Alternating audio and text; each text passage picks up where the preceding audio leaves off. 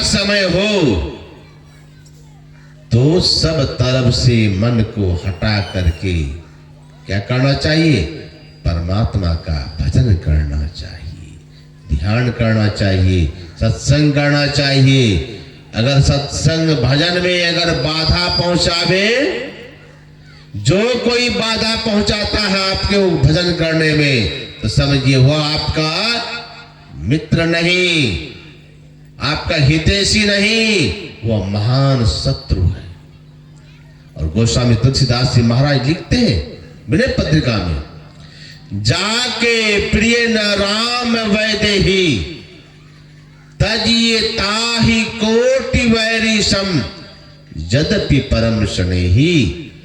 कितना ही शनैहि क्यों ना हो, चाहे बेटा हो, पत्नी हो, पोता हो, पोती हो, नाती हो, नतनी हो, यदि भजन करने में बाधक है तो वह आपके बेटा बेटा नहीं, पोता पोता नहीं, पत्नी पत्नी नहीं, पिता पिता नहीं, माँ माँ नहीं, वह तो आपके करोड़ों शत्रु के समान है। उसको त्यागने में भलाई, त्याग देना चाहिए। क्यों? अंत समय में कोई साथ जाने वाला नहीं है भैया। रे मन ये 2 दिन का मेला रहेगा, कायम ना जग का झमेला रहेगा। ये सब ये झमेला कोई नहीं, सब यही रह जाएगा। साथ कौन जाएगा? धर्म कर्म दो साथ चलेंगे, धन दौलत नहीं जाएगी। ये सब तो संसारिक वस्तु है, कमाइए, उपयोग के लिए है, लेकिन साथ जाने वाला नहीं। आवश्यक है, कपड़ा जरूरी है, कपड़ा भी के लिए पैसे चाहिए, धन चाहिए, धन भी कमाइए, धन कमाना बुरा नहीं है, धन कमाना चाहिए। संसारिक व्यवस्था भी होनी चाहिए, मकान भी चाहिए। मकान नहीं रहेगा तो ठंडी में कहाँ रहेंगे, बरसात में कहाँ रहेंगे।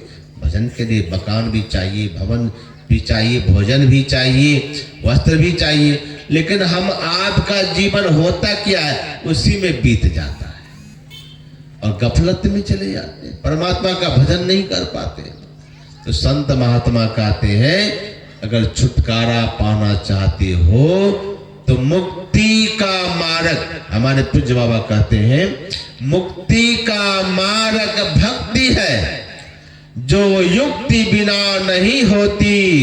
युक्ति से भक्ति यदि न किया तो भव से त्राण कहां। युक्ति चाहिए क्या करने के लिए? अरे यही मन को समेटने के लिए युक्ति चाहिए। तो मैं कह रहा था कि हम लोग बंधन में हैं, तभी मुक्त होना चाहते हैं।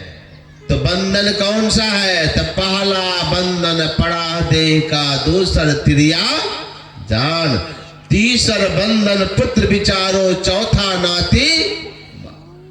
नाती के कहीं नाती हो गए तब कहो कौन ठिकान। हमारे संतों ने कहा ये बंधन पर बंधन चढ़ता जा रहा है और इतना बंधन में हम बंधे हैं कि छूटना बड़ा मुश्किल हो जाता है। सबसे बड़ा बंधन तो है, सबसे बड़ा दुख का जड़ तो है मोह। इसकी बंधन में जैसे जैसे बंधन चढ़ता है वैसे वैसे मोह भी बढ़ता चला जाता है।